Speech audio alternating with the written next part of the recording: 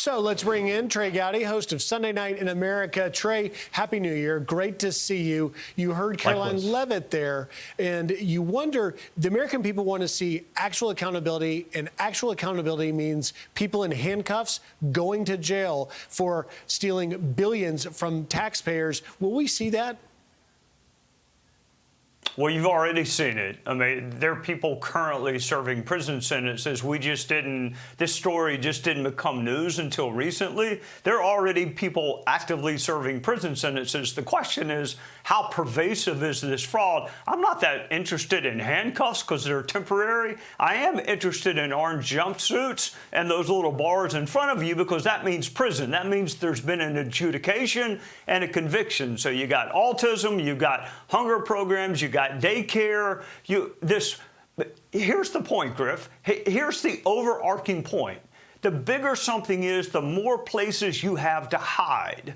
So when government gets as big as it is now, of course you're going to have waste and fraud and abuse because human nature is flawed. When you have billions of dollars that are supposed to go to the needy, and by the way, those are the real victims, the people who need the money, but they're not going to get it because there's a freeze, and the American taxpayers. Those are the two sets of victims. So yeah, you're going to see more people go to prison. What I'd like to see is less fraud and a smaller federal government. It's such a great point, Trey. It's outrageous that they were saying that they were going to feed children, help recovering addicts and autistic children, but yet it went to luxury vehicles, villas that were luxury, and even money that went overseas. That's going to be tracked by the Treasury Department, and good for them. You once chaired the House Oversight Committee back during IRS scandals and the like, and now we know that James Comer is going to convene a hearing starting with Minnesota leaders next week, and then maybe Governor Walz shows up with the Attorney General Ellison in February. We'll see. It doesn't sound like he's going to. But how does that, because of course House committees don't have prosecutorial powers, but they could uncover quite a lot that could lead to future prosecutions?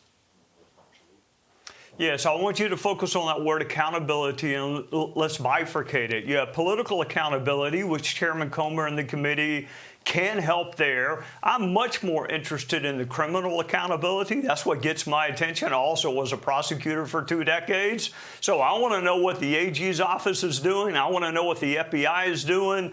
And it highlights a point, Griff, that I think is worth noting. And we've had several high-profile cases, criminal cases, in the last couple of months where it was actually the public that provided the tip that led to an arrest or a conviction. And it looks like the same thing is happening here. So we need witnesses to come forward. I mean, look, cops work hard. They can get all the toll records, all the bank records. But we still need witnesses to come in and explain and lay out the fraud.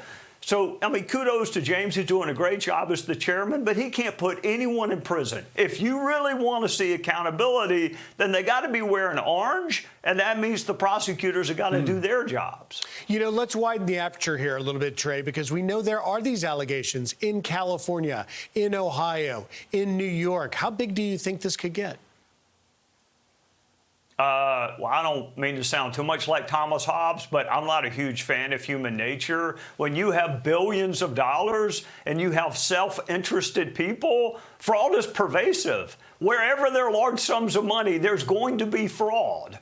So I think it's everywhere. And what I'd love to see, and look, I'm a huge Kash Patel fan. I was a fan of his before he became the FBI director. But I'd like to see DOJ targeting fewer Republican congressmen named Jeff Fortenberry, targeting fewer arena owners who did nothing wrong. And how about we go after some real fraud cases where people are stealing billions of dollars from hungry and autistic kids? That gets me fired up, not the other stuff they're doing. And Director Patel says this may be the tip of the iceberg. We'll see where it goes. Trey Gowdy, thank you for taking time, and Happy New Year.